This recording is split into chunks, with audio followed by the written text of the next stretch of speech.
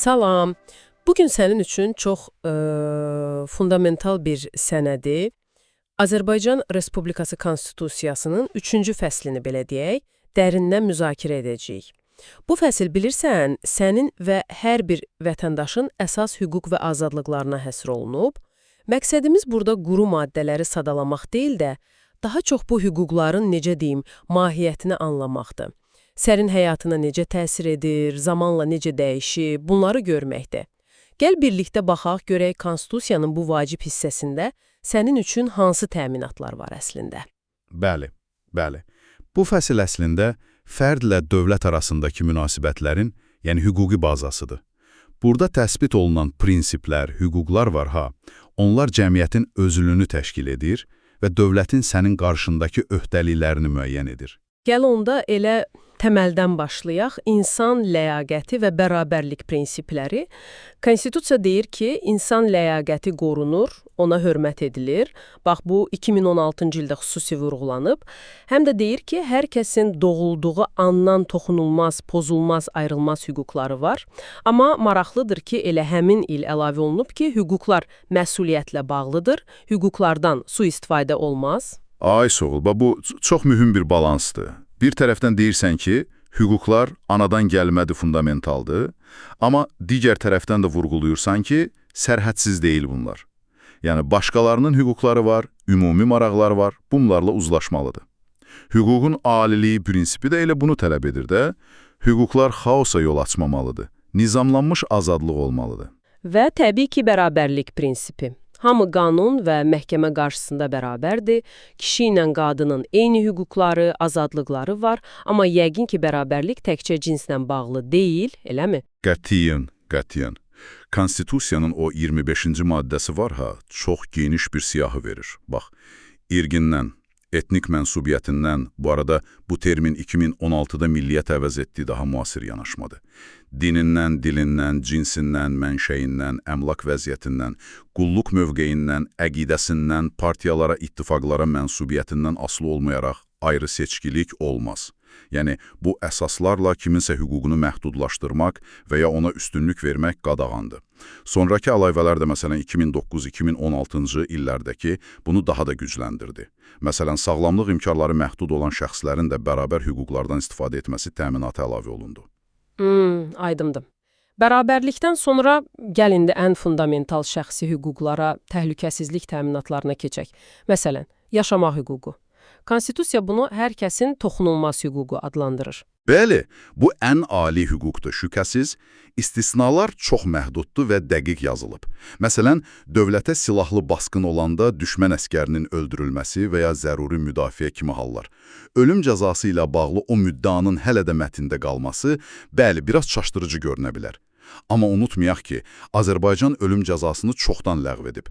Üstəlik, Avropa İnsan Hüquqları Konvensiyasına qoşulmaqla bu hüququ əslində daha da möhkəmləndirib. Yaşamaq hüququ ilə yanaşı azadlıq hüququ da var. Yəni, heç kim, necə deyim, öz başına tutula, həbs edilə bilməz. Azadlıq yalnız qanunla müəyyən edilmiş qaydada, əsaslarla məhdudlaşdırıla bilər. Buraya sərbəst hərəkət etmək, yaşayış yeri seçmək, ölkədən gedib gəlmək də daxildir, eləmi? Tamamilə doğrudur. Bu, fərdin muxtariyyətinin, yəni sərbəstliyinin əsas elementidir. Dövlətin bu hüquqa müdaxiləsi çox ciddi hüquqi əsaslara və prosedurlara bağlı olmalıdır. Təhlükəsizliklə bağlı başqa vacib məqamlar da var. Şəxsi toxunulmazlıq, bir də mənzil toxunulmazlığı. Xüsusilə o şəxsi toxunulmazlıqla bağlı maddə, yəni maddə 32, deyəsən son illərdə texnologiyanın inkişafı ilə çox dəyişib, hə? Elədir, elədir. Çox əhatəli olub. Bax, şəxsi və ailə həyatının sirri qanunsuz müdaxilədən müdafiə. 2009-da əlavə olundu ki, xəbərsiz izləmək, çəkiliş aparmaq, səs yalmaq olmaz. Həmçinin özün haqqında toplanmış məlumatlarla tanış olmaq, yanlışsa düzəltmək, silmək tələbi hüququ da həmin il təsbit edildi. 2016-cı il əlavələri isə artıq birbaşa informasiya texnologiyalarına aiddir. Məsələn, başqası haqqında məlumat almaq üçün icazəsiz informasiya sisteminə girmək qadağandır. Şəxsi məlumatların, o cümlədən əqidə, din, etnik mənsubiyyət kimi həssas məlumatların qorunması da gücləndirilib. Hə, bu çox vacib tendensiyadır deyəsən. Rəqəmsal dövrdə şəxsi məlumatların qorunması əslində qlobal bir problemdir. Bəli, Konstitusiyaya edilən bu əlavələr Görünür, bu yeni reallıqlara bir cavab cəhdidir. Amma əlbəttə, əsas məsələ bu normaların praktikada necə işləməsi və təhlükəsizlik maraqları ilə fərdi məxfilik arasında o balansın necə qurulmasıdır. Bu həmişə çox həssas bir məsələ olub. Mənzil toxunulmazlığı da yəqin oxşar məntiqlə qorunur, yalnız qanuni əsasla, çox vaxtda məhkəmə qərarı ilə müdaxilə olar. Və bu bölmədə son olaraq şərəf və ləyaqətin müdafiəsi hüququnu da deyək, maddə 46, işgəncənin qeyri-insani rəftarın mütləq qadağan olması xüsusilə vacibdir. Bəli, bu qadağan mütləqdir. Heç bir hal, bax, nə müharibə, nə terror təhlükəsi, nə də başqa bir fövqəladə vəziyyət işgəncəyə və ya ləyaqəti alçaldan rəftara bəraət qazandıra bilməz. Bu, beynəlxalq hüququn da fundamental prinsipi sayılır. Yaxşı. Gəl indi bir qədər fərqli, amma çox vacib bir sahəyə, mülkiyyət hüquqlarına baxaq. Konstitusiya deyir ki, hər kəsin mülkiyyət hüququ var, növlərinə də fərq qoyulmur. Xüsusi mülkiyyət də digərləri kimi qorunur. Bu əslində mülkiyyət pluralizmi deməkdir. Yəni, dövlət mülkiyyəti, bələdiyyə mülkiyyəti, xüsusi mülkiyyət, bunlar yanaşı mövcuddur və qanun qarşısında, necə deyim, bərabər statusdadır. Mülkiyyətçi öz əmlakına sahib ola bilər, istifadə edə bilər, onun barəsində sərəncam verə bilər. Amma bu hüquq da deyəsən mütləq deyil, eləmi? Məsələn, dövlət ehtiyacları üçün özgəninkiləşdirmə olar, amma yalnız qabaqcadan ədalətli ödəniş şərti ilə. Maraqlıdır, 2016-cı ildə əlavələr edilib ki, xüsusi mülkiyyət sosial öhdəliklərə səbəb olur və torpaq üzərindəki mülkiyyət hüququ sosial ədalət, səmərəli istifadə məqsədi ilə məhdudlaşdırıla bilər. Bu nə deməkdir tam olaraq? Bu əslində o ideyanı əks etdirir ki, mülkiyyət hüququ təkcə fərdi maraqlara yox, həm də müəyyən dərəcədə ictimai maraqlara xidmət etməlidir. Məsələn, əgər torpaqdan səmərəsiz istifadə olunursa, ya da bu ekoloji problem yaradırsa, dövlət müəyyən tədbirlər görə bilər. Sosial öhdəlik anlayışı düzdür, bir qədər müzərrətdir. Amma mahiyyətcə o deməkdir ki, mülkiyyət hüququndan istifadə edərkən cəmiyyətə zərər vurmayasan və ümumi rifaha da töhfə verəsən. Belə bir gözlənti var. Vərəsəlik hüququnun təminatı da mülkiyyətin davamlılığını təmin edir. Əqli mülkiyyət hüququnun maddə 30, ayrıca qorunması isə müasir iqtisadiyyat üçün əlbəttə çox vacibdir. İndi isə gələk sosial və iqtisadi hüquqlara. Konstitusiya bu sahədə də deyəsən bir sıra təminatlar verir. Məsələn, ailə qurmaq hüququ, analıq, atalıq, uşaqlığın dövlət himayəsində olması. Bəli, dövlətin ailə institutuna dəstəyi, onun hüquqi statusunu müəyyən etməsi vurğulanır. Valideynlərin uşaqlara, uşaqların isə əmək qabiliyyətli olanda valideynlərə qarşı o qarşılıqlı qayğı və maddi dəstək öhdəlikləri də maraqlı bir məqamdır. Yəni, sosial təminatın bir hissəsinin ailə daxilində həll olunmasını nəzərdə tutur. Əmək hüququ da geniş şəkildə təsbit olunub, sərbəst peşə seçimi, təhlükəsiz, sağlam iş şəraiti, minimum əmək haqqı, məcburi əməyin qadağan olması, amma bəzi istisnalarla. Hətta təhtil hüququ da var, baxmayaraq ki, onun da müəyyən məhdudiyyətləri var. 2016-cı ildə lokautun qadağan edilməsi də diqqət çəkir.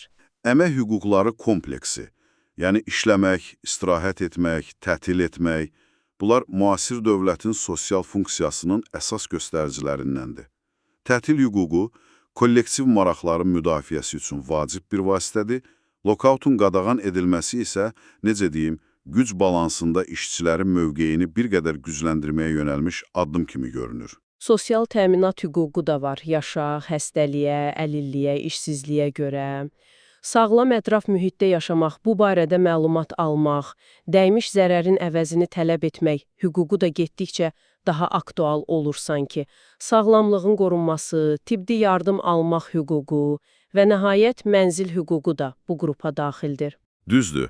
Ekoloji hüquqların və o məlumat əldə etmə komponentinin konstitusiya səviyyəsində təsbiti çox vacibdir.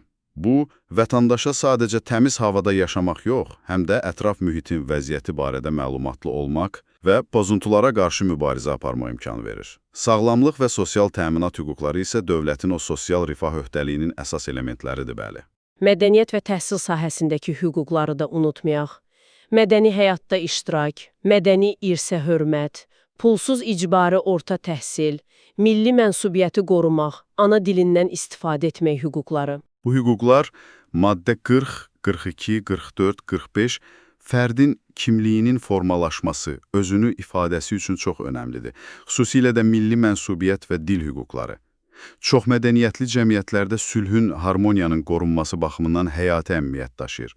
Təhsil hüququ isə fərdi inkişaf və sosial mobillik üçün təməl şərtdir əlbəttə.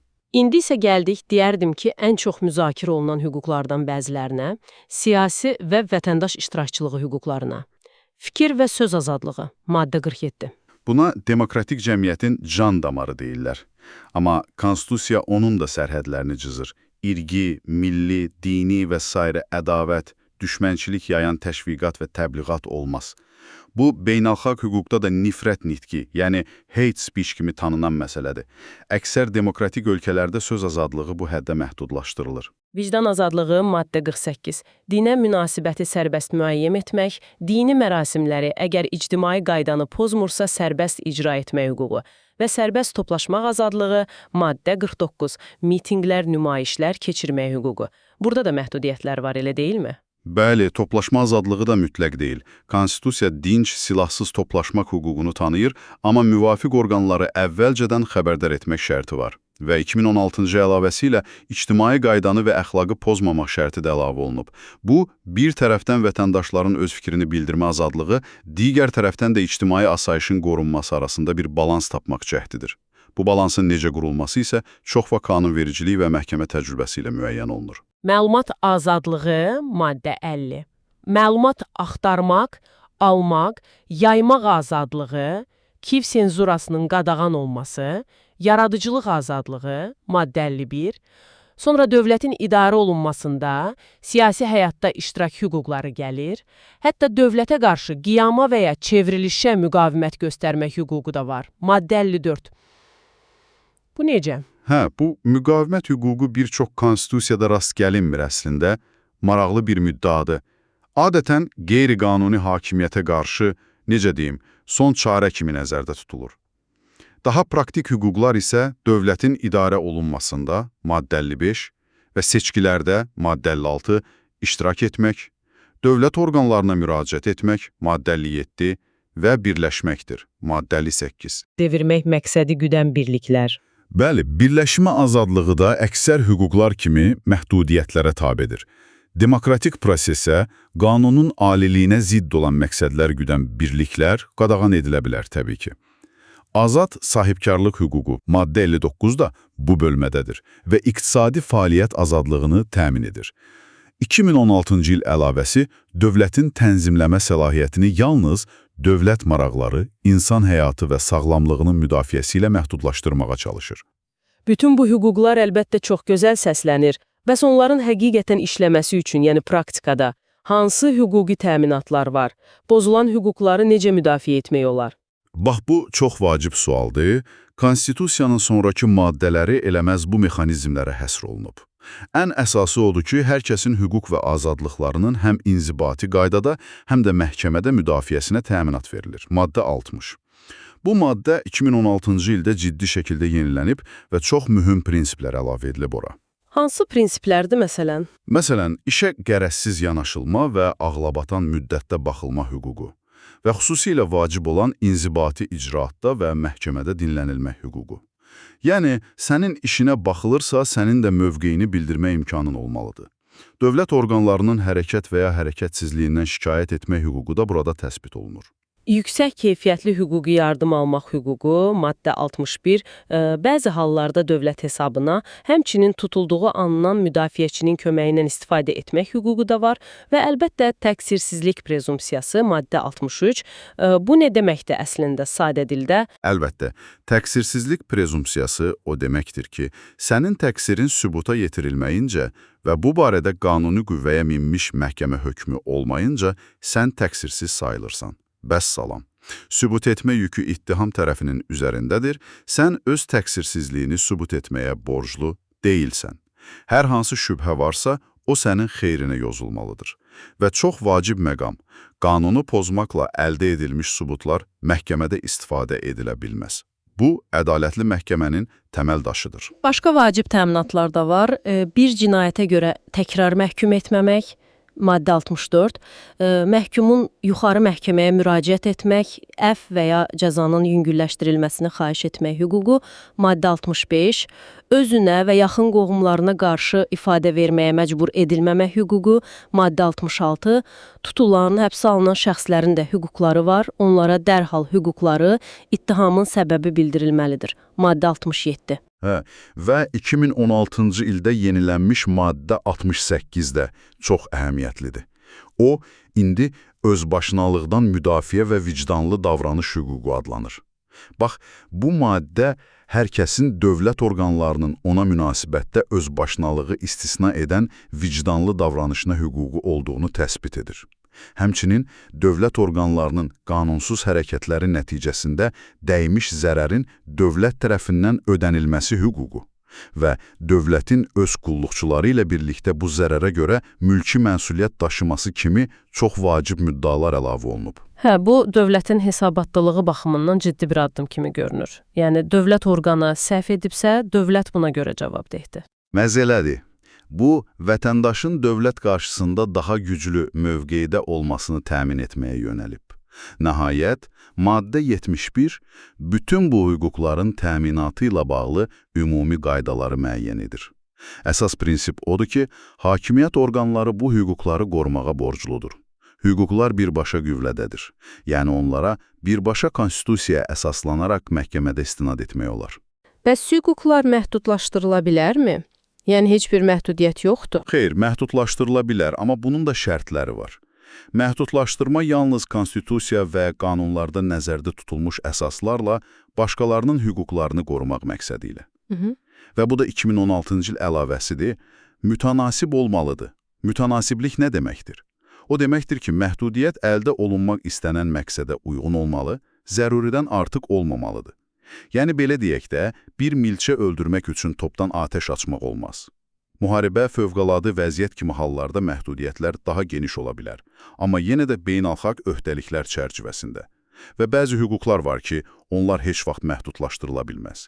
Məsələn, işgəncə qadağası, vicdan azadlığı. Maddə 71-in sonlarında da maraqlı prinsiplər var deyəsən, qanunun geriyə qüvvəsinin olmaması, yəni törədilərkən cinayət sayılmayan əmələ görə cəzalandırmamaq, yeni yüngülləşdirici qanunun tətbiqi, qanunla qadağan olunmayan hər şeyi etmək azadlığı fərd üçün və yalnız qanunla icazə veriləni etmək öhdəliyi dövlət orqanları üçün. Bunlar hüquqi dövlətin təməl prinsipləridir. Fərdin azadlıq dairəsini müəyyən edir və dövlətin fəaliyyətini qanunla çərçivələyir. Çox vacibdir. Bəs Azərbaycanda yaşayan, amma vətəndaş olmayan şəxslər necə? Yəni, əcnəbilər, vətəndaşlığı olmayanlar, onların hüquqları necədir? Konstitusiya, maddə 69 deyir ki, onlar, əgər qanun və ya beynəlxalq müqavilələrdə başqa hal yoxdursa, vətəndaşlarla bərabər hüquqlara malikdir və vəzifələri yerinə yetirməlidirlər. Onların hüquqları yalnız beynəlxalq hüquq normalarına və Azərbaycan qanunlarına uyğun olaraq məhdudlaşdırıla bilər. Siyasi sığınacaq hüququ da maddə 70 tanınır və siyasi əqidəsinə görə və ya Azərbaycanda cinayət sayılmayan əmələ görə təqib olunan şəxslərin başqa dövlətə verilməməsi prinsipi, non-refoulement prinsipi də təsbit olunur. Beləliklə, Azərbaycan Konstitusiyasının bu 3-cü fəslinə deyərdim ki, olduqca ətraflı nəzər saldıq. Görünən odur ki, ən azı kağız üzərində çox geniş bir hüquqlar və azadlıqlar spektri təsbit olunub. Fərdi toxunulmazlıqdan tutmuş sosial-iqtisadi təminatlara, siyasi iştirakçılığa qədər. Həqiqətən də əhatəli bir kataloqdur. Zamanla, xüsusən də son 15-20 ildə edilən o əlavələr, dəyişikliklər var. Məsələn, məlumat məhviliyi, bərabərlik, dövlət məsuliyyət sahələrində bunlar həm dəyişən dünyaya, həm də beynəlxalq standartlara bir növ uyğunlaşma cəhdini göstərir. Əsas leytmotiv deyərdim ki, fərdi azadlıqlarla ictimai maraqlar və dövlətin funksiyaları arasında bir balans tapmaqdır. Bu balansın necə qurulması isə əlbəttə daimi bir prosesdir. Sənin üçün, əziz dinləyici, bütün bu konstitusiya maddələrini bilmək nə üçün vacibdir? Çünki bunlar sadəcə qanun mətni deyil axı. Bunlar sənin dövlətlə münasibətlərini tənzimləyən əsas qaydalardır. sənin tələb edə biləcəyin təminatlardır. Gəl bunu biraz da açaq. Bu hüquqların genişliyi, detallılığı bir tərəfdən təqdirə layiqdir. Hə, bəs bütün bunların mənası nədir? Bu, ən azı idealda, onu göstərir ki, fərd dövlət qarşısında müəyyən hüquqlarla silahlanıb. Konstitusiya bir çox hüququ təsbit edir, amma onların həyata keçirilməsi üçün müəyyən şərtlər və mümkün məhdudiyyətlər də nəzərdə tutur. Qanunilik, legitim məqsəd, mütənasiblik. Bax, bu şərtlərin necə təfsir olunması, necə tətbiq olunması hüquqların real həcmini müəyyən edir. Və sonunda səni düşünməyə vadar edəcək bir sual qoyaq ortaya. Konstitusiyada bu qədər əhatəli təsbit olunmuş hüquqların praktikada necə işləməsi və insanlar tərəfindən nə dərəcədə mənimsənilməsi, yəni insanların öz hüquqlarını bilməsi və yeri gələndə onları israrla tələb etməsi, fərdlərin gündəlik həyatına və bütövlükdə cəmiyyətin inkişafına necə təsir edir? Kağız üzərindəki təminatlarla real həyat arasındakı əlaqə həmişə aktualdır və məncə üzərində düşünməyə dəyər. Bu müzakirədə bizimlə olduğun üçün təşəkkürlər.